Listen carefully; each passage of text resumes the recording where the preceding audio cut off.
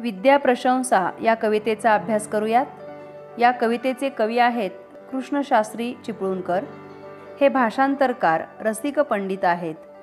मराठी व्याकरणावरील निबंध व ग्रंथ परीक्षणे त्यांच्या चिकित्सक बुद्धीचे दर्शन घडवतात। पद्य रत्नावलीत त्यांनी मेघदूताचा रसाळ अनुवाद केला आहे। कवितेचा परिचय पाहूयात। प्रस्तुत कवितेत विद्येची थोरवी सांगितली आहे। दुसऱ्याला विद्या दिल्याने ती कमी होत नसते, तर वाढतच असते। माणसाला संकटातून मार्ग दाखवत असते। विद्येमुळे माणसाच्या सर्व दुःखाचे निवारण होऊ शकते। विद्येसारखा वाटाड्या मित्र कोणीही नाही, असे विद्येचे महत्त्व या कवितेत सांगितले आहे। प्रस्तुत कविता ही आठवणीतल्या कविता भाग 3 या कविता संग्रहातून घेतली आहे। विद्या प्रशंसा म्हणजे विद्येची महती, ज्ञानाची स्तुती, आणि या कवितेमध्ये आपण विद्येची स्तुती आणि ज्ञानाची महती पाहणार आहोत। कविता ऐकूयात। विद्येनेच मनुष्या आले श्रेष्ठत्व, ह्या जगा माझी। न दिसे एकही वस्तू, विद्येनेही असाध्य आहे जी। देऊनी किंवा भोगुनी, उणे न होता सदैव वाढतसे। ऐसे एकच विद्या धन, अद्भुत गुण हा दुजात नसे। नानाविध रत्नांची कनकांची असती भूषणे फार। परी विद्यासम एकही शोभादायक नसे अलंकार। या साऱ्या भुवनी हितकर विद्येसारखा सखा नाही। अनुकूळ जी तयाला, नित्य तयाला उणे नसे काही। गुरुपरी उपदेश करी, संकट समयी उपायही सुचवी। चिंतित फळ देऊनिया, कल्पतरुपरी मनोरथा पुरवी। या परी सखल सुखे जी देई, दुःखे समस्त जी वारी। त्या विद्या देविते अनन्य भावे सदा भजा भारी। कवितेचा भावार्थ पाहूयात। विद्येनेच मनुष्या आले श्रेष्ठत्व, ह्या जगा माझी।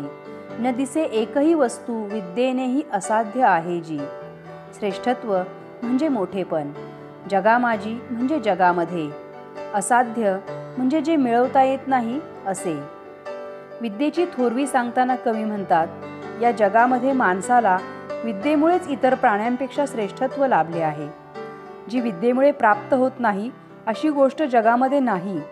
विद्येमुळे मनुष्याला कोणतीही गोष्ट सहज मिळू शकते। देऊनी किंवा भोगुनी, उणे न होता सदैव वाढत असे। ऐसे एकच विद्याधन, अद्भुत गुणन हा दुजात वसे। भोगुनी म्हणजे आस्वाद घेणे, उणे म्हणजे कमी होणे, सदैव म्हणजे नेहमी, दुजात म्हणजे दुसऱ्या गोष्टीत, वसे म्हणजे राहणे, अद्भुत म्हणजे विलक्षण अजब। ज्ञान किंवा विद्या अशी गोष्ट आहे की जी दुसऱ्याला दिल्याने किंवा स्वतः उपभोगल्यामुळे कधीही वजा होत नाही, उलट ती सतत वाढतच राहते। विद्या ही अक्षय आहे, कधीही न संपणारी आहे। अशी ही एकच विद्यासंपत्ती आहे। तिच्यामध्ये असलेला हा अजब विलक्षण गुण दुसऱ्या कुठल्याच गोष्टीत नाही। नानाविध रत्नांची कनकांची असती भूषणे फार। परी विद्यासम एकही शोभादायक नसे अलंकार। नानाविध म्हणजे विविध प्रकारची, रत्नांची म्हणजे हिरे माणके मोती इत्यादी, कनक म्हणजे सोने, भूषणे म्हणजे अलंकार, विद्यासम म्हणजे विद्येसारखा।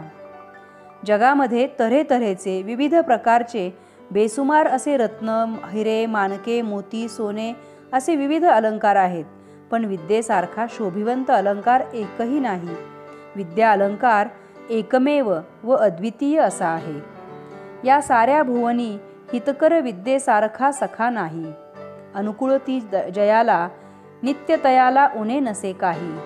भुवनी म्हणजे जगामध्ये, हितकर म्हणजे कल्याणकारी, सखा म्हणजे मित्र, अनुकूळ म्हणजे जी गोष्ट आपल्याला लाभते, अनुकूल असते ती भावना, जयाला म्हणजे ज्याला, नित्य म्हणजे नेहमी, तयाला म्हणजे त्याला।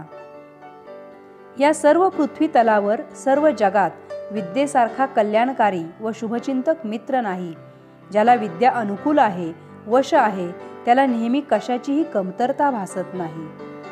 गुरुपरी उपदेश करी, संकट समयी उपायही सुचवी। चिंतित फळ देऊनिया, कल्पतरुपरी मनोरथा पुरवी। गुरुपरी म्हणजे गुरुप्रमाणे, चिंतित म्हणजे मनात जे आपण विचार करतो ते. कल्पतरू म्हणजे मनातील इच्छा पूर्ण करणारा एक काल्पनिक वृक्ष.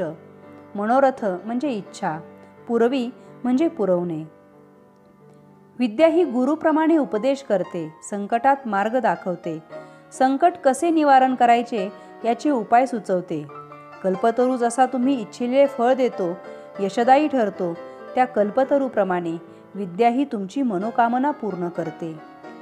यापरी सकल सुखे जी देई, दुःखे समस्त जी वारी, त्या विद्या देविते अनन्य भावे सदा भजा भारी. यापरी म्हणजे याप्रमाणे, सकल म्हणजे सर्व, समस्त म्हणजे सगळे, वारी म्हणजे निवारण करते, विद्या देविते म्हणजे विद्यादेवी, अनन्य भावे म्हणजे अगदी मनापासून, भजा म्हणजे पूजा करणे, भारी म्हणजे खूप. अशा प्रकारे सर्व सुखे देणारी व सर्व दुःखे हरण करणारी ही विद्या देवता आहे. तिची मनोभावे नेहमी उपासना करावी, अनन्य भावाने तिला शरण जावे, तिची खूप साधना करावी, तरच ती आपल्याला प्राप्त होते. माणसाच्या जीवनात विद्या ही उपकारक आहे हे सांगताना कवींनी विद्येची महती सांगितली आहे. विद्येमुळे माणसाला जगात श्रेष्ठत्व मिळते. असाध्य गोष्टी प्राप्त करण्याची ताकद विद्येमध्ये आहे. सदैव उन्नत होणारे विद्या हे अजब व अनोखे धन आहे. इतर आभूषणांना विद्येची सर येऊ शकत नाही. असा विद्या हा एकमेव शोभादायक व दुर्मिळ असा अलंकार आहे. विद्या हा माणसाचा कल्याणकारी मित्र आहे.